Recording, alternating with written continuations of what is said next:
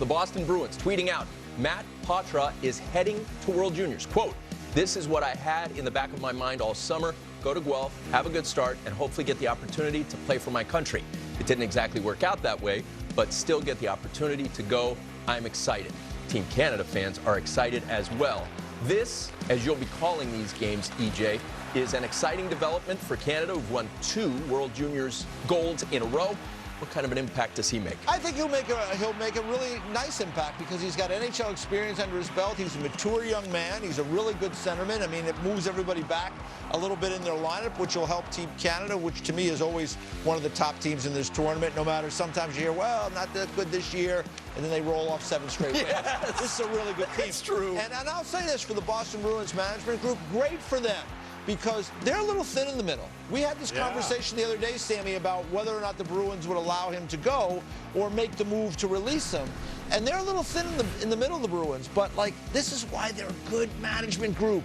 They see the value of sending him over there, great experience, play for your country, play amongst your peers, build your confidence, and then come back. And they've already told them, we're not sending you to Providence when you come back. You're going to come back and rejoin the team here. So I just think it's great what the Bruins are doing, and I think this kid will be a big help for Team Canada. That's a key element that you talk about, giving him the confidence to know that he can come back and that he's going to have a spot with the Boston Bruins. Because a lot of times this situation plays out where you leave, you come back, you look at Shane Wright last year, you go on that conditioning stint in the American Hockey League, and then you're in junior. Then you're back in junior. And then you're back in junior, right? Yep. So in this situation, it'll most likely be a conditioning stint when he comes back, and then back with the Bruins, because he's been an effective guy. 13 points in 20 been a helpful player. Is pretty good.